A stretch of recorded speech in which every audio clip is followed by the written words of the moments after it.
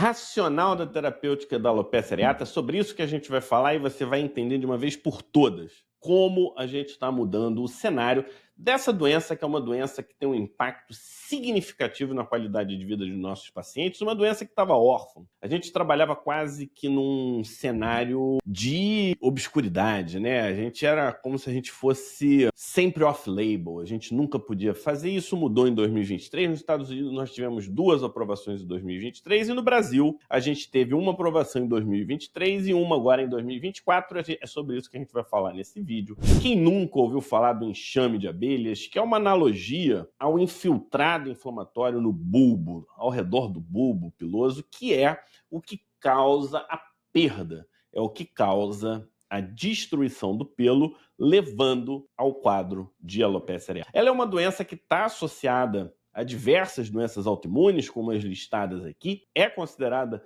uma doença autoimune, simplesmente porque o corpo, a partir de um determinado momento, diz: esse pelo não te pertence mais. E nesse momento, a gente tem essa formação, esse enxame de abelhas no entorno do bulbo, e assim ele é destruído. Agora, essa é uma versão quase que romântica e simplificada, porque a gente sabe que a alopecia areata ela é muito mais complicada. A maioria dos casos são casos autolimitados que vão recuperar tudo, porém, existe um grupo de pacientes que vai evoluir mal, que vai evoluir com quadros graves, altamente refratários à terapêutica e até pouco tempo órfãos de novas possibilidades. A gente está falando de uma doença que tem um perfil predominantemente TH1, com esse desenho, né? Interleucina 2, TNF-alfa, interferon gama, que o perfil TH1, quem não lembra, está associado à inflamação, autoimunidade, à destruição de patógenos intracelulares e imunidade mediada por células. O interleucina 2 e o interferon são moléculas que sofrem influências da JAK. Então aqui eu quero mostrar para vocês que esse perfil TH1 vai responder bem a essa nova classe de medicações que são os inibidores de JAK. Os inibidores de JAK, eles funcionam na via de comunicação celular. Quem não lembra de como as células conversam, né? Então a célula dendrítica, por exemplo, ela solta as citocinas e a célula, por exemplo, aqui representada pelo CD8, ouve a partir dos seus receptores de membrana. As citocinas são a voz e os receptores são os ouvidos das células. Lembrando que a gente tem alguns tipos de ouvidos, no total são 10 tipos de ouvido, e os inibidores de JAK vão atuar nos receptores de citocina 1 e 2. Voltando então aqui, a família interleucina 2, o interferon tipo 2, que são importantíssimos na alopecia areata, usam essa via JAK-STAT. E o que acontece na alopecia areata é que normalmente o pelo está feliz, ele está protegido. As células NK, as células CD8, elas não olham para o pelo. Isso é o que a gente chama de imunoprivilégio. No momento em que nós temos a perda do imunoprivilégio, a gente começa a inverter o jogo. Isso aqui é uma imagem mostrando que os receptores do pelo, eles mudam de acordo com a fase. Isso é só para trazer um pouco da complexidade e a gente não, como o americano fala, né, super simplificar, oversimplification. O que acontece então é que você tem perda desse privilégio imune, a exposição desse receptor na membrana do bulge, e isso faz com que as células inflamatórias olhem para o pelo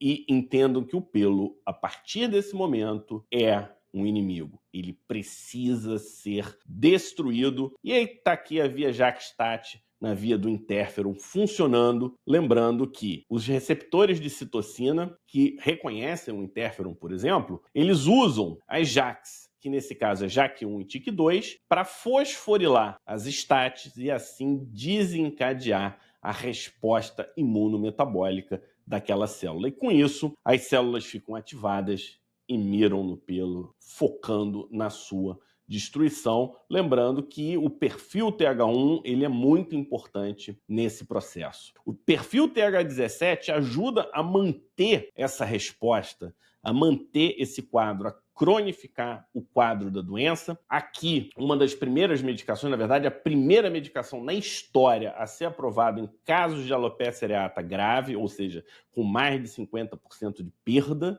de cabelo, é o baricitinib, e hoje a gente tem já o ritlecitinib aprovado para o tratamento da alopecia areata, ambas medicações aprovadas aqui no Brasil e disponíveis para o tratamento aqui no Brasil. Então a gente já viu que a via Jaxstat ela é muito importante e isso aqui é um estudo de ratinho que mostra que como funciona, né? Então nessa primeira imagem aqui, uma única injeção subcutânea de células CD8 promoveu a queda do cabelo, mostrando que o CD8 é patogênico. Nesse caso, foi limitada pelo local da injeção.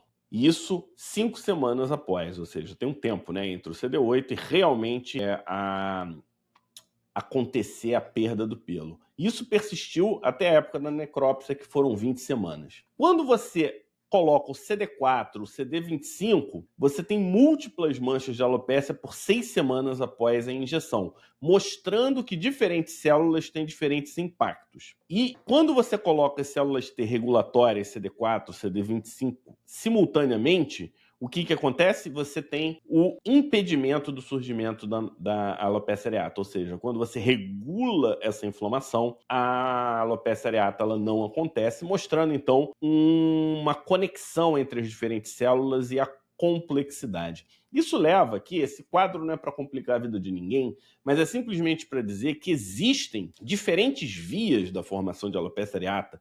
Então você tem a alopecia areata que é autoimune, aquela que é como a gente sempre imagina, mas existem outros mecanismos que são considerados não autoimunes. E aí, independente, você tem essa sinalização interferon-gama, mostrando que os inibidores de JAK são sim muito importantes, porém, existem outras substâncias, como a sinalização da substância P, em casos específicos, também explicando por que você tem casos que são menos responsivos e outros que são mais responsivos. Quando a gente olha a tabela, né, de onde você pode agir, tem várias possibilidades, não é o objetivo desse vídeo trazer todas as possibilidades aqui, mas mostrar um personagem muito importante nesse cenário, que são as células T residentes de memória.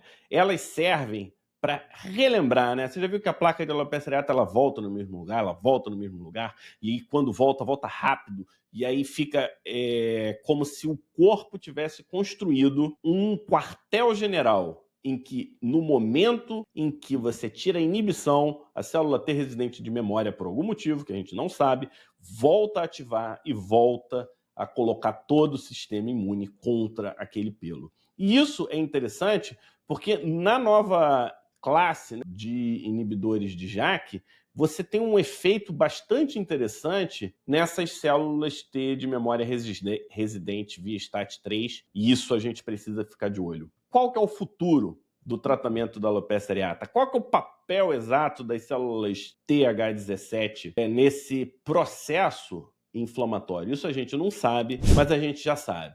Melhoramos muito o tratamento da alopecia areata, melhoramos muito a qualidade de vida desses pacientes. E eu pergunto, você, colega médico, está acompanhando as mudanças, o que está acontecendo no mundo da imunologia? Essa aqui é uma aula para você poder curtir, para você poder se estimular. E o grande objetivo aqui, qual foi? Não é querer te ensinar alopecia areata, inibidores de JAK, mas te deixar animado para a nova medicina, a medicina em que a imunologia muda o jogo de uma vez por todas. E até o próximo vídeo. Se gostou, compartilhe com um colega, não deixa de assinar, aquelas coisas que a gente sempre pede aqui no canal.